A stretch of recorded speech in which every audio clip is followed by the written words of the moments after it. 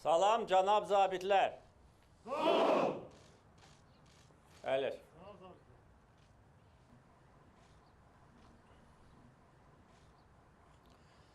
Əziz hərbçilər, bugün sizə dövlətimizin yüksək hərbi mükafatları təqdim edilir.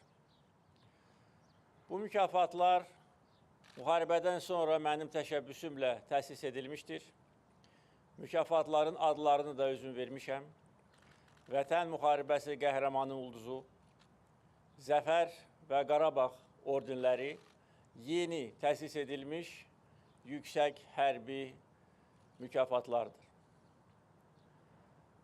Təntənəli mərasimimizin əvvəlində xahiş edirəm ki, Vətən müharibəsində qəhrəmancasına həlak olmuş şəhidlərimizin əziz xatirəsini bir dəqiqəlik sükutla yad edək.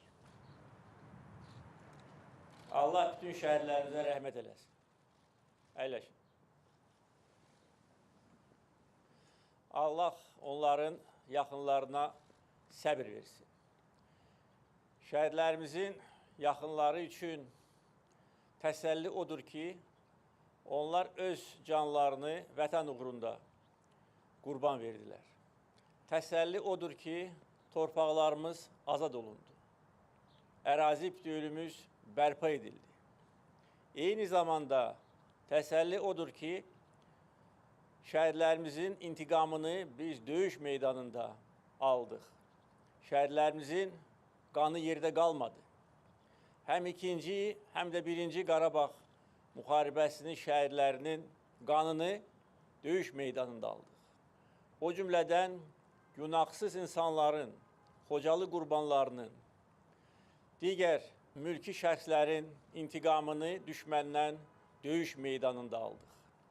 Biz döyüşərək, vuruşaraq, qan tökərək ədaləti bərpa etdik, tarixi ədaləti bərpa etdik, ərazi bütövlüyümüzü bərpa etdik, düşməni torpaqlarımızdan qovduq. Bugünkü təntənəli mərasimin yeri təsadüfən seçilmədi. Biz bu mərasimi Yeni Bulvarda keçirdirik. Yeni Bulvar mənim təşəbbüsümlə bir neçə il bundan əvvəl salınmışdır. Və Yeni Bulvarın uzunluğu 12 kilometrdir. Müqayisə üçün deyə bilərəm ki, Köhnə Bulvarın uzunluğu cəmi 3 kilometrdir. Və bu bulvarın salınması dövlətimizin qüdrətini göstərirdi, xalqa olan qayğını göstərirdi. Bu yenilik idi, inkişaf idi. Bu bizim gücümüzün təzahürü idi. Və ikinci Qarabağ müharibəsi də bizim gücümüzü göstərdi. Müasirliyi göstərdi. Çünki biz 21-ci əsrin müharibəsini aparmışdıq. Və bugün artıq sir deyil ki, dünyanın aparıcı hərbi məktəblərində ikinci Qarabağ müharibəsindəki əməliyyatlarımız, bizim uğurlarımız, qələbəmiz öyrənilir.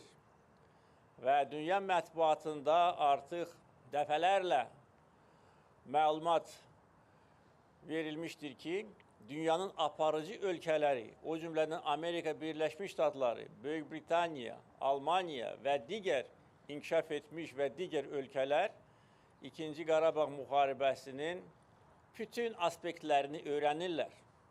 Öz ordularını müasir standartlara, müasir tələblərə uyğunlaşdırmaq istəyirlər. Biz nəinki 21-ci əsrin müharibəsini nümayiş etdirmişik. Biz dünyada heç vaxt olmayan qələbəni qazanmışıq. Çətin relyef şəraitində düşmənin bir neçə istehkamı qarşısında biz peşəkarlıq, məharət, güc, hərbi elm qoyduq və istədiyimizə nail olduq, düşməni torpaqlarımızdan qovduq. Biz inkişaf edərək torpaqlarımızı azad etdik. Çünki inkişaf bizim qələbəmizin əsasıdır. əgər iqtisadi inkişaf olmasaydı, əgər bizim iqtisadi müstəqilliyimiz olmasaydı, biz bunu təmin etməsəydik, biz lazımi dərəcədə lazım olan müasir silahlar əldə edə bilməzdik. Ona görə burada bu təntənəli mərasimin keçirilməsində böyük rəmzi məna var. Yenilik, inkişaf, güc bu əsas faktorlardır. Bir də vətən sevgisi. Çünki bu bulvarın ərsəyə gəlməsi də bunun təməlində vətən sevgisidir. Çünki bu zona əvvəllər sənaye zonası idi və burada bir çox köhnəlmiş, sıradan çıxmış köhnə müəssisələr fəaliyyət göstərirdi. Bütün bu ərazi təmizləndi, yeni bulvar salındı və sağ tərəfdə olan boş yer də təmizlənib sərəncama götürüldü. Bu mərasimin burada keçirilməsinin digər səbəbi, bax, burada yerləşən Hərbi Qənimətlər Parkıdır. Bu Hərbi Qənimətlər Parkının açılışını bugün etdim. Və orada nümayiş etdirilən düşmənin dağıdılmış və qənimət kimi götürülmüş texnikası bir daha bizim gücümüzü göstərdi. Bir daha düşmənin məğlubiyyətini göstərdi. Burada nümayiş etdirilən texnika məhv edilmiş və qənimət götürülmüş düşmən texnikasının kiçik bir hissəsini təşkil edir. 125 artilleriya topu, 366 tank, 7 S-300 zenit raket kompleksi, 50-dən çox digər zenit raket kompleksləri, 522 yük avtomaşını və digər texnikalar məhv edilmişdir və qənimət kimi götürülmüşdür. Və Hərbi Qənimətlər Parkına gələn hər bir insan ordumuzun, silahlı qüvvələrimizin gücünü görəcəkdir, iradəmizi görəcəkdir. Və görəcək ki, nə qədər bu qələbəni əldə etmək çətin idi. Çünki 30 il ərzində düşmən azad edilmiş torpaqlarda möhkəmlənirdi, istehkamlar qururdu, səngərlər qazırdı, sığınacaqlar qazırdı. Bütün bunlara baxmayaraq, qəhrəmanlıq, peşəkarlıq, vətən sevgisi göstərərək Azərbaycan hərbçiləri bütün bu maneələri dəf edərək düşməni məğlub etdi. 30 il ərzində Ermənistan-Azərbaycan Dağlıq Qarabağ münaqişəsi öz həllini tapmırdı. Ancaq bizim problemlərimiz ondan daha əvvəl başlamışdır. Daha dəqiq desəm, 1987-ci ildə. Çünki 1987-ci ildə Heydər Əliyevi bütün vəzifələrdən, o cümlədən Politbüro üzvü vəzifəsindən uzaqlaşdıraraq ermənilərin əlinə fürsət düşdü. Və onlar bu fürsətdən istifadə etdilər. Heydər Əliyevin istifasından 2 həftə keçməmiş bir erməni millətçisi, Qarbaçovun müşaviri, onun sağ əli, Ağambekan, Fransada olarkən, Fransa qəzetinə müsahibə verərkən demişdir ki, Dağlıq Qarabağ Ermənistana birləşməlidir. Elə 87-ci ildə. Heydər Əliyevin dövründə heç vaxt buna cürət edə bilməzdilər. Ona görə dünya erməniliyin əsas hədəfi Heydər Əliyevdir. Çünki bilirlər ki, nə qədər ki o qüvvədədir, nə qədər ki o vəzifədədir, heç vaxt imkan verməz ki, erməni millətçiliyi baş qaldırsın. Necə ki, Azərbaycana rəhbərliyi dövründə 70-80-ci illərdə bütün separatçı meyllərin qarşısı elə yerindəcə alınırdı. İndi baxın, tarixə baxın, sanki heç nə dəyişilməyib. Sovet vətəndaşı özünü akademik sayan Fransada bu açıqlamanı verir və bu artıq mövzu ortalığa atılır. Və ondan sonra biz yaxşı xatırlayırıq hansı proseslər baş vermişdir. Faktiki olaraq Dağlıq Qarabağı Azərbaycandan ayırmışdılar. Xüsusi İdarə Etmə Komitəsi yaradılmışdır. Moskvadan bir adam gönderilmiştir. O da sırf ermənipərəst bir adam idi. Və faktiki olarak o vaxtdan bizim problemlerimiz başlamıştır. Və Azərbaycana qarşı o vaxt çirkin informasiya kampaniyası aparılırdı. Bütün bunları yaşlı nəsil yaxşı xatırlayır.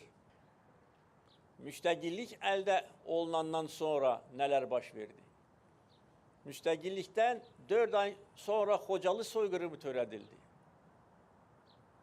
Ermənistan və Sovet İttifaqının 366-cı alayı hərbi cinayət törətdi, vəhşilik törətdi, dinç insanları qətlə yetirdi. Onların arasında uşaqlar, qocalar, qadınlar. Xocalı soyqırımı bugün dünya tərəfindən tanınır. Ondan çox ölkə bu soyqırımı rəsmən tanıyıbdır. Xocalı soyqırımından 3 ay keçəndən sonra Şuşa və Laçın işğal altına düşdü. Və məhz o vaxt faktiki olarak hakimiyyətə gəlmiş və bu gəlişini rəsmiləşdirmək istəyən AXC Müsavat cütlüyünün xəyanəti hesabına bunun nəticəsində Şuşa və Laçın işğal altına düşdü.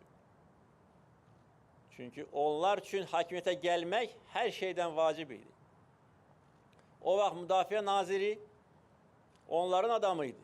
Hansı ki söz vermişdi ki, əgər Şuşa əldən geçsə öz başına güllə çaxacaq. Bugünə qədər orada burada sülənir. Tula kimi. Faktiki olarak hakimiyyət de facto Xalq Cəbhəsi Müsavatın əlində idi. Və onlar Şuşa və Laçını ermənilərə təhvil verərkən Bakıdakı hakimiyyəti yıxmaq istəmişlər və buna nail oldular. Ondan bir ay keçəndən sonra hərbi çevriliş edərək, parlament binasını zəbt edərək hakimiyyəti devirdilər və qanunsuz olaraq hakimiyyətə gəldilər. Onların böyük xəyanətidir. Və ondan sonra nələr baş verdi? Ondan sonra faktiki olarak ölkə idarə olunmaz vəziyyətə düşmüşdür. Xaos, anarxiya, özbaşınalıq, hərcmərcilik, talançılıq hökm sürürdü. Kəndlər işğal altında düşürdü. Xalq Cəbhəsi Müsavat hakimiyyəti Ermənistana benzin satırdı. Özləri də bunu etiraf etmişlər. Bu video materiallar, kadrlar var. Özləri də etiraf eləmişlər ki, özləri bu xəyanətin içindədir. Ordunu gücləndirmək əvəzinə, ordumuza dəstək vermək əvəzinə ancaq öz hakimiyyətini möhkəmləndirirdilər. Naxçıvanda Heydər Əliyev blokada şəraitində imkan vermədi ki, ermənilər Naxçıvanı işğal altına salsınlar. Halbuki dəfələrlə belə cəhdlər olub. Və orada gedən sərhəddə şiddətli döyüşlərdə bizim hərbçilərimiz və mülki vətəndaşlar sinəsini qabağa verərək öz torpaqlarını müdafiə ediblər. Məhz Heydər Əliyev faktoru hesabına. Onlar isə buradan Naxçıvana hərbi desant göndərirdilər. Heydər Əliyevi hakimiyyətdən devirsinlər. O vaxt daxili qoşullar komandanı, bugün xaricdə gizlənən bir Tula, ora desant göndərirdi. Torpaqlar əldən gedir. Ermənilər kəndlərimizi zəbt edir. Onlar Naxçıvanda Heydər Əliyevə qarşı mübarizə aparırlar. Xalq Cəbhəsi Müsavat xəyanətkarları onların əməlləridir. Ancaq qorxdular, heç burunlarını soxa bilmədilər. Çünki xalq qalxdı. Dedilər ki, gələn kimi sizi məhv edəcəyik burada. Vətəndaş müharibəsinə start verdilər. Gəncəni bombaladılar. Azərbaycan əskərlərini əsir götürdülər. Torpaqlar işğal altında düşə-düşə. Bu xəyanət deyir, bəs nədir? 93-cü ilin aprelində Kəlbəcəri düşmənə verdilər. Ondan sonra da təşvişə düşdülər. Qorxuya düşdülər, depressiya düşdülər. Bugünə qədər də bu depressiyadan çıxa bilmirlər. Və öz canlarını qurtarmaq üçün o vaxt məcbur olub Heydər Əliyev müraciət edib ki, onları burada prezident aparatının qarşısında asmasınlar. Onların dar ağacı hazır idi. Bir il cəmi Azərbaycan xalqı bunlara dözdü. Amma görün, bir il ərzində nə qədər böyük ziyan vurdular. Torpaqlarınız əldən getdi, ordunu məhv etdilər, vətəndaş müharibəsinə start verdilər, qardaş qanını tökdülər. Ona görə mən deyəndə ki, bunlar xəyanətkardır, satqındır, düşməndir. Bax, buna əsaslanaraq deyirəm. Tarixi faktlara əsaslanaraq deyirəm. Və onların bu mənfur hisləti bugün də özünü bürüzə verir. İkinci Qarabağ müharibəsi zamanında da altdan bizim ordumuza şər ataraq, haqq işimizə şər ataraq düşmənin dərmanına su tökdülər. Ona görə bu tarixi bilmədən bugünkü reallığa düzgün qiymət vermək mümkün deyil. Və məhz Azərbaycan xalqının dəstəyinə arxalanaraq Heydər Əliyev 93-cü ildə hakimiyyətə gələndən sonra bütün xoşagəlməz hallara son qoydu. Bütün qanunsuz silahlı birləşmələri tərk etdi. Sabitlik, qayda qanun yaradıldı və nizami ordu quruculuğu başlamışdır. Mən 2003-cü ildə hakimiyyətə gələrək prezident vəzifəsinə başlayaraq söz vermişdim ki, ərazi bütövlüyünü qoruyacağım və bu sözə əməl etdim. Azərbaycan ərazi bütövlüyü 17 il ərzində qorundu. Düşmənin bütün cəhdlərinə baxmayaraq hər hansı bir güzəşt edilmədi. Halbuki təzyiqlər də olmuşdur, təhdidlər də olmuşdur. Mənə qarşı çevriliş cəhdləri olmuşdur. 2003-cü ildə Azadlıq meydanında AXC Müsavat cütlüyünün tör-töküntüləri hərbi çevriliş etmək istəmişdilər. Alınmadı, xalq dəstəkləmədi. 2005-ci ildə Azərbaycanda narıncı inqilab təşkil etmək istəmişdilər. Artıq narıncı bantları bağlamışlar başlarına. Narıncı çadırlar gətirilmişdir. Nə idi məqsəd? Məqsəd satqınları hakimiyyətə gətirmək. Onların əli ilə Qarabağı ermənilərə vermək və Azərbaycana rəhbərlik etmək. Mən bunu qoymurdum. Ona görə bəzi xarici paytaxtlarda qərar verildi ki, İlham Əliyevi devirməliyik. O vaxtda narıncı inqilab dəbi var idi. Orada-burada inqilablar baş verirdi. Bu inqilabların axırı nə oldu indi hər kəs görür. Ölkələr bərbad vəziyyətdədir, böhrandan çıxa bilmirlər. 15 il artıq böhran hökm sürür, 17 il. Və o ölkələrin böhrandan çıxma ehtimalı çox aşağıdır. Yenə də xalq arxamda durdu. Yenə də xalq müstəqil siyasəti dəstəklədi.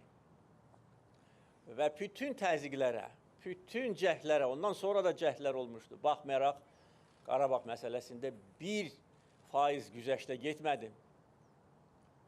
Bunun əksinə 2003-cü ildə prezident seçkilərindən sonra demişdim ki, artıq nə danışılıb, qalsın kənarda. Mən bunu tanımıram. Sıfırdan başlamalıydı danışıqları. Sıfırdan. Və bütün təzyiqlərə baxmayaraq buna nail oldum. Və məhz bunun nəticəsində Madrid prinsipləri ortalığa çıxdı. Bəli, Madrid prinsipləri bizi tam qane etmirdi və mən bunu gizlətmirdim. Ancaq Madrid prinsiplərinin əsasında bizim torpaqlarımızın azad edilməsi nəzərdə tutulurdu. Və mən dəfələrlə demişdim ki, heç vaxt ölkəmizin ərazi bütövlüyü danışıqlar predmeti, mövzusu olmayacaq, olmayıb və həyat bunu təsdiqlədi. Mənim o vaxt danışıqların uğurla başa çatmasına inamım var idi. Çünki mən təzə seçilmişdim bu vəzifəyə, hələ böyük siyasətin, riyakarlığın nə dərəcədə geniş vüsət almasından xəbərsiz idim. Hesab edirdim ki, kim, hansı tərəf müqabili nəyi deyirsə, o da həqiqətdir. Sonra anladım ki, bütün bu illər ərzində bizi aldatmağa çalışmışlar. Məsələni həll etmək yox, dondurmaq istəmişdilər. Bu torpaqları erməni tapdağının altında daima saxlamaq istəmişdilər. Bu məsələlə bilavasitə məşğul olan beynəlxalq qurumlar. Onu sonra anladım. Ancaq bununla paralel olaraq danışıqları apararak eyni zamanda hazırlıq işləri də gedirdi. Və mən bunu gizlətmirdim. Dəfələrlə demişdim ki, əgər sülh yolu ilə məsələ həll olunmasa, hərbi yolla biz bunu həll edəcəyik. Nəticədə də belə oldu. Nə demişəmsə, onu da eləmişik. Bütün bu illər ərzində demişdim ki, heç vaxt ikinci erməni dövləti bizim torpağımızda yaradıla bilməz. Demişdim ki, birinci erməni dövləti bizim tarixi torpağımızda yaradılıbdır. 1918-ci ildə Azərbaycan Xalq Cümhuriyyətinin birinci qərarlarından biri də İrəvanı Ermənistana vermək, paytaxt düzəltmək idi. Mən bunu qınamışam. Demişəm ki, bu xəyanət idi, satqınlıq idi, bağışlanmazdı. Azərbaycan Xalq Cümhuriyyətinin böyük xidmətləri var Azərbaycan xalq qarşısında. Ancaq biz tarixi mal alamamalıyıq. Bilməliyik tarixi. Bilməliyik ki, 1918-20-ci illərdə ki, Azərbaycan Xalq Cümhuriyyəti fəaliyyət göstərirdi. Müstəqilliyimiz yarımçıq idi. İrəvanı verdik Ermənistana. Halbuki buna o vaxt İrəvandan olan nümayəndələr etiraz edirdilər. Onların səsinə fikir verən olmamışdır. Tam hakimiyyəti təmin edə bilmirdi Azərbaycan Xalq Cümhuriyyəti. İngilis generalları burada meydan sulayırdı. Hətta bizim bayrağımızı təsdiq etmək üçün İngilis generalı gərək əmr verəydi. Hər şey necə olub, elə də deməliyik. Saxta tarix uydurmamalıyıq. O qədər bizim üçün saxta tarix uydurmuşlar. Həm Sovet dövründə, həm müstəqilliyin ilk illərində. Elə biz elə saxta tarixin girovuna çevrilmişik. Hər şey bilməliyik. Kimin tarixdə hansı rolu var və nəticə nədən ibarətdir? Və danışıqlar masasında prinsipiallıq göstərərək eyni zamanda biz güclü ordu yaradırdıq. Bütün bu illər ərzində, 17 il ərzində əsas bizim birinci xərclərimiz, büdcə xərcləri, hərbi xərclər olmuşdur. Və biz istədiyimizə nail olduq. Ordunun döyüş qabiliyyəti möhkəmləndi, yüksəldi, müasir silah, sursat, texnika ilə ordumuz təchiz edildi. Bir çox mənbələrdən biz bu texnikanı almışıq. Bir ölkədən asılı olmamaq üçün və buna nail olmaq üçün sənin gərək tərəfdaş ölkələrlə sıx əlaqələrin olsun. Çünki silah bazarı çox həssasdır.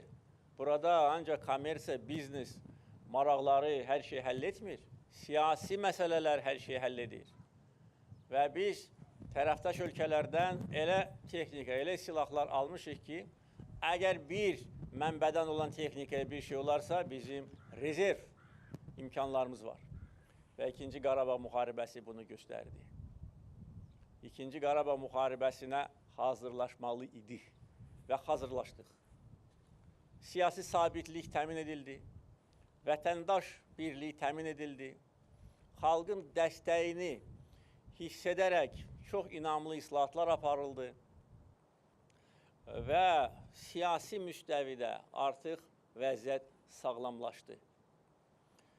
Beynəlxalq müstəvidə bizə sərf edən önəmli qərar qətnamələr qəbul edildi beynəlxalq təşkilatlar tərəfindən. Mən bu barədə əvvəlki illərdə danışarkən bəziləri hesab edirdi ki, bəli, bunlar qəbul olundu, amma bunun nəticəsi yoxdur. Bugün gördük bunun nəticəsini. Hər kəs gördü bunun nəticəsini. BMT Təhlükəsizlik Şurasının qətnamələri var idi. Ondan başqa ciddi bir sənəd yox idi. BMT Baş Assambleyasının qərarı, Qoşulmama Hərəkatının qətnamələri, İslam Əməkdaşlıq Təşkilatı, Avropa Parlamenti, hətta Avropa Şurası Parlament Assambleyası həmişə bizə düşmənçilik mövqe sərgiləri, onlar da məcbur olub ərazi bütövlüyümüzə dəstək nümayiş etdiriblər. Bütün bunlar siyasi və hüquqi baza yaradıbdır. Və əgər bu olmasaydı, müharibə dövründə bizə qarşı Minsk qrupuna həmsərlik edən ölkələrin BMT-dəki təşəbbüsü nəticə verə bilərdi. Bunu da hər kəs bilsin. Biz çoxları bilmir. Müharibə gedə-gedə bizə qarşı sanksiyalar tətbiq etmək istəyirlər. Biz öz torpağımızda vuruşuruq. Biz öz ərazi bütövlüyümüzü bərpa edirik. Bizə qarşı sanksiyalar tətbiq etmək ədalətsizlikdir, vicdansızlıqdır.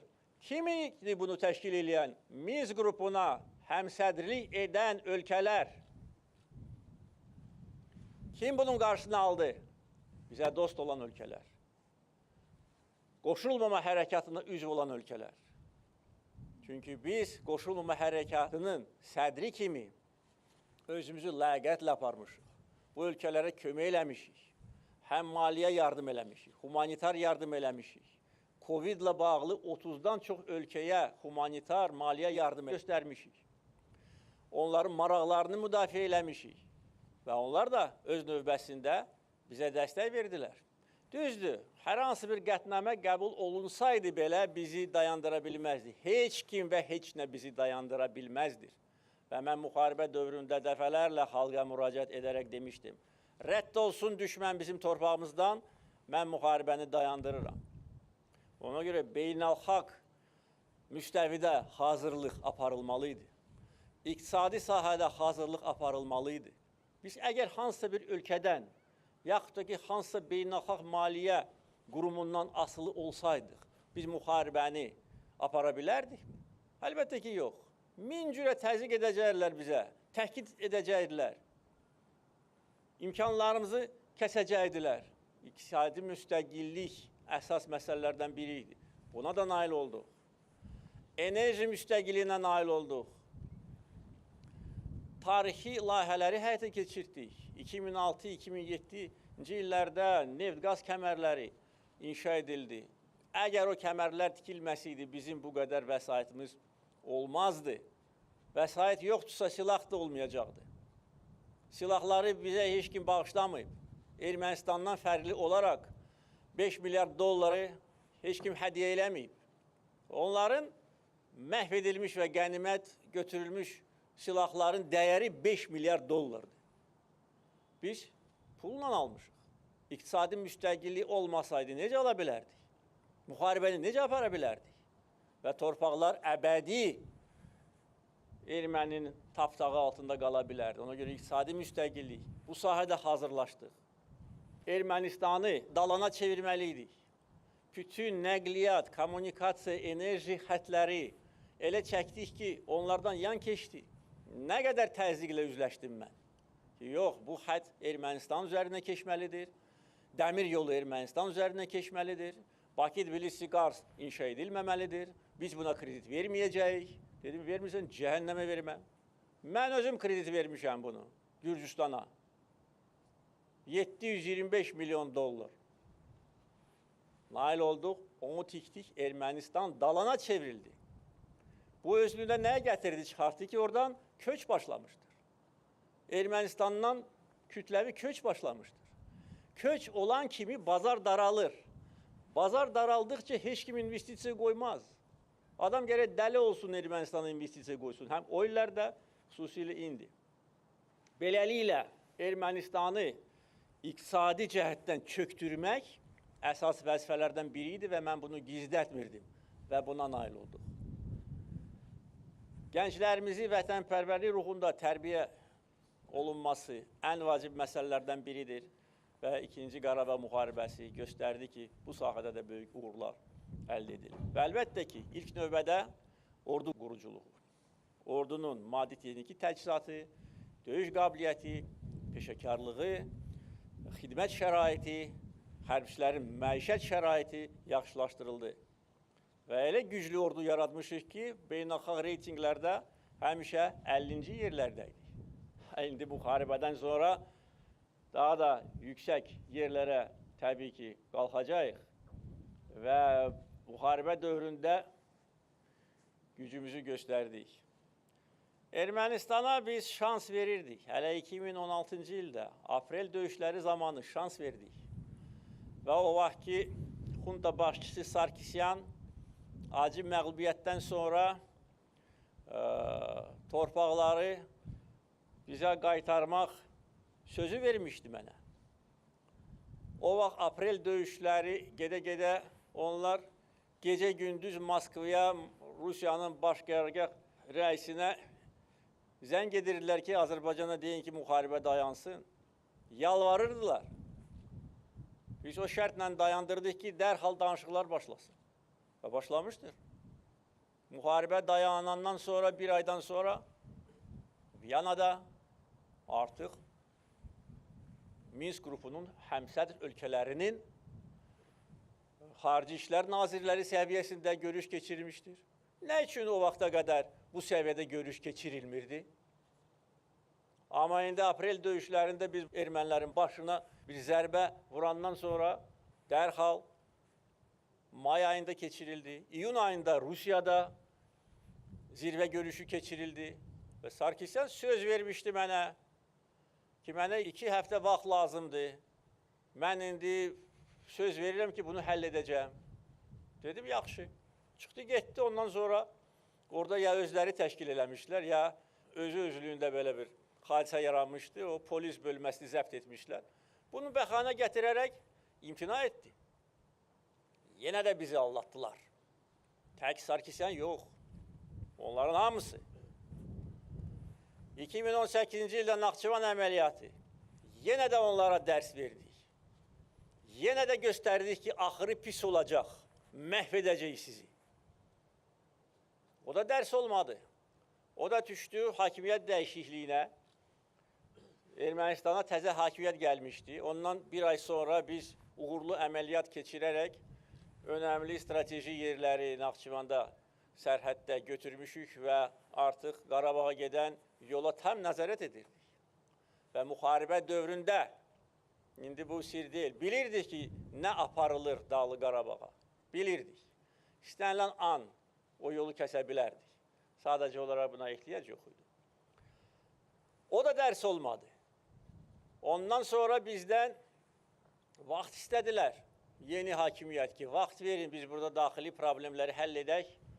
Köhnə bu xunta nümayəndələrinin problemlərini həll edək, bizə vaxt verin, biz həll edəcəyik. Yenə də aldatdılar bizi. Ondan bir il sonra Ermənistan baş naziri çıxıb demişdi, Dağlı Qarabağda Qarabağ Ermənistandır. O nə demir? Deməkdir ki, danışıqlar tutardı, mənasızdır. O danışıqların sonu idi. Və digər təhribat xarakterli addımlar, hərəkətlər, çıxışlar göstərirdi ki, Ermənistan torpaqları qaytarmaq istəmir. Və azad edilmiş torpaqlarda gördüyümüz mənzərə sizin dəf etdiyiniz o təmas xətləri, o müdafiə xətləri göstərir ki, bir qarış torpaq vermək istəmirdilər. Başımızı allatmaq, öz himayədarlarına arxalanmaq, onlardan müftə silah almaq, siyasi dəstək almaq, onların ölkələrində yaşayan lobbiçilərdən istifadə etmək və əbədi bizi bu vəziyyətdə saxlamaqdır. Bu idi onların niyyəti. Ondan sonra iyul, sentyabr aylarında təhribatlar dövlət sərhədində, ondan sonra avqust ayında diversiya qrupu göndərildi və sentyabr ayında artıq ikinci Qarabağ müharibəsi başlamışdır. Müharibə ilə bağlı Azərbaycan xalqının geniş təsəvvürü var. Vaxt keçdikcə ayrı-ayrı əməliyyatlar haqqında da məlumat verəcək. Ancaq 44 günlük vətən müharibəsi bizim gücümüzü, iradəmizi, birliyimizi göstərdi. Göstərdi ki, heç vaxt Azərbaycan xalqı bu vəziyyətlə barışmayacaq. Biz düşməni hər gün qovurduq, hər gün. 44 gün ərzində bir dəfə də Azərbaycan silahlı qüvvələri geriyə addım atmamışdılar. Halbuki müharibələrdə olur hücumlar, geriyə dönmələr, manevrlər. Bir dəfə də Ermənistan uğurlu əməliyyat apara bilməmişdir. 10.000 fərari olub Ermənistan ordusunda. Özləri bunu etiraf ediblər. İndi onları əfv etmək istəyirlər. İndi 5.000-ini əfv etmək istəyirlər, bəs qalan 5.000 yəqin ki, çıxıb gedib, artıq Ermənistanda yoxdur. Bir nəfər də Azərbaycan ordusunda, silahlı qüvvələrimizdə fərari olmamışdır.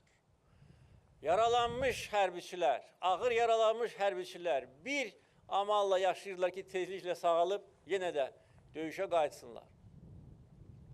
Azərbaycan xalqı, Azərbaycan əskəri, zabiti yüksək mənəvi ruh göstərmişdir.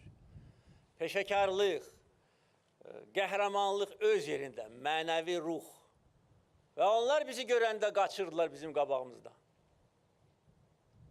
Hər gün biz onları qovurduq. Və bütün əməliyyatlar düşünülmüş şəkildə aparılmışdır. Hər gün ərzində görülmüş işlər məruzə edilirdi mənə, müşavirələr keçirilirdi. Növbəti gün ərzində görüləcək işlərin planı tutulurdu və deyə bilərəm ki, əksər hallarda nəzərdə tutduğumuz bütün məsələlər öz həllini tapdı. Əlbəttə, bəzi yerlərdə yubanmalar oldu, bəzi yerlərdə daha da tez, yaxud da ki, daha da böyük həcmdə əməliyyat aparıla bilərdi. Ancaq bu müharibədir. Bunu planlaşdırmaq mümkün deyil. Hər gün bizim hərbiçilərimiz öz həyatını risk altına atırdılar. Və o istehkamları, o müdafiə xətlərini keçmək həm peşəkarlıq, güc və cəsarət tələb edir. Ölümə gedirdilər bizim aslanlarımız, ölümə gedirdilər. Çünki onların işi haqq işi idi. Onlar öz torpaqları uğrunda vuruşurdular.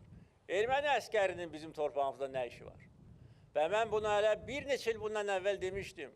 Bir beynəlxalq tədbirdə hansı erməni mənə sual vermişdi ki, orada deməli snayper müharibəsi gedir, yaxud da ki, erməni əskərləri ölür. Dedim ki, ölmək istəmirsə, rədd olsun bizim torpağımızdan. Müharibə dövründə dəfələrlə demişdim. Tarix versin mənə Ermənistan rəhbəri, nə vaxt rədd olur bizim torpağımızdan, həmən an biz müharibəni dayandırırıq. Belə də oldu.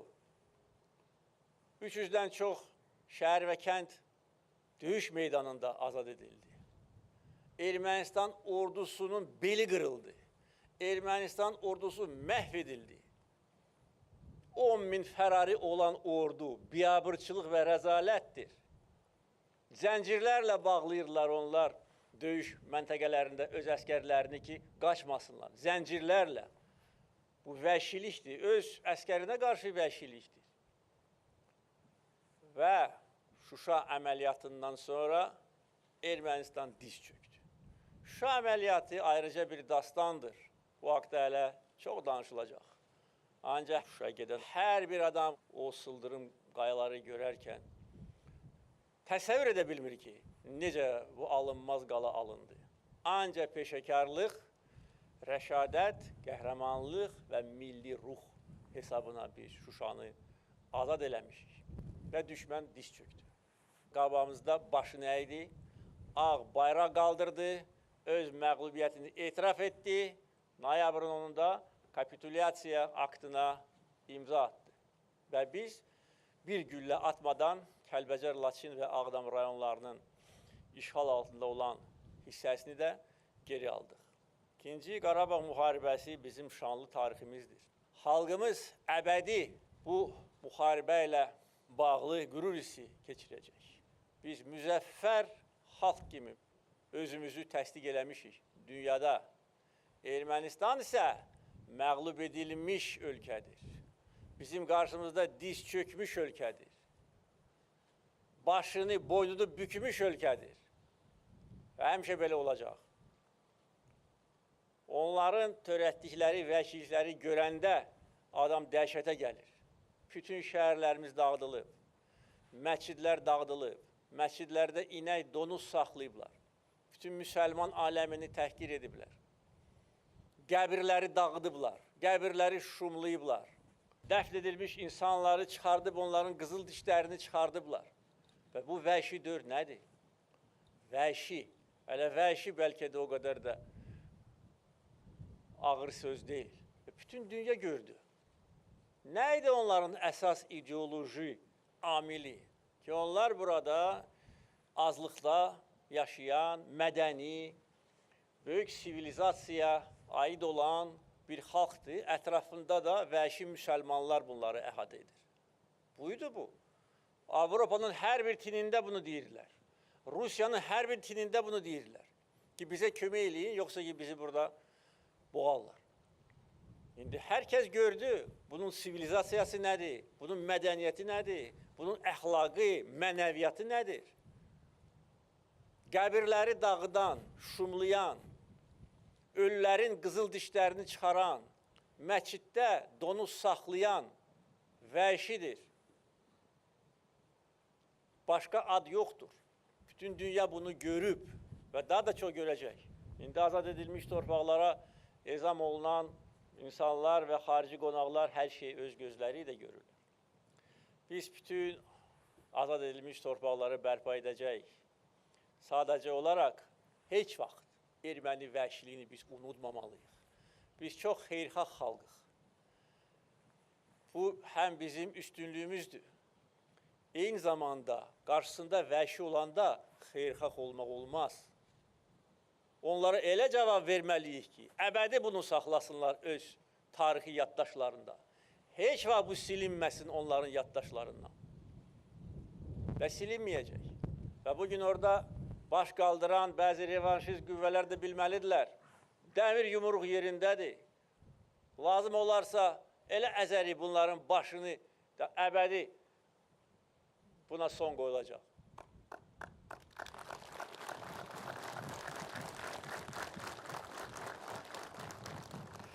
Bugünkü təntənəli mərasim bugün keçirilir. Bunun səbəbləri yəqin ki, sizə bəllidir. İlk növbədə yeni hərbi mükafatlar hazırlanmalıydı. Onlar yox idi. Onların dizaynı hazırlanmalıydı. Onların hazırlanması təşkil edilməliydi. Bu vaxt apardı. Eyni zamanda pandemiyaya görə qapalı yerlərdə belə mərasimlərin keçirilməsi mümkün deyil və hava şəraiti də uyğun olmalıydı. Bir də hərbi qənimətlər parkı hazır olmalıydı. Mən istəyirdim ki, parkın açılışı günündə biz görüşək və bu yüksək mükafatlar sizə təqdim edilsin və parkın ilk ziyarətçiləri siz olasınız. Buna görə bir qədər vaxt apardı. Ancaq bugün bu mərasim keçirilir. Sizə Ali Başkomandan kimi öz dərin təşəkkürümü bildirmək istəyirəm. Siz xalqımızın üzünü ağ eləmişsiniz. Dünya Azərbaycanlılarının üzünü ağ eləmişsiniz. Bizim qələbəmiz təkcə xalqımızın qələbəsi deyil, bütün Türk dünyası bizim qələbəmizlə fəxr edir. Biz yeni reallıq yaratmışıq. Qan tökərək, cəsarət göstərərək, düşməni qovaraq yeni reallıq yaratmışıq. Və bugün hər kəs bizimlə hesablaşmalıdır və hesablaşacaqdır. Eşq olsun Azərbaycan Silahlı Qüvvələrinə, yaşasın Azərbaycan.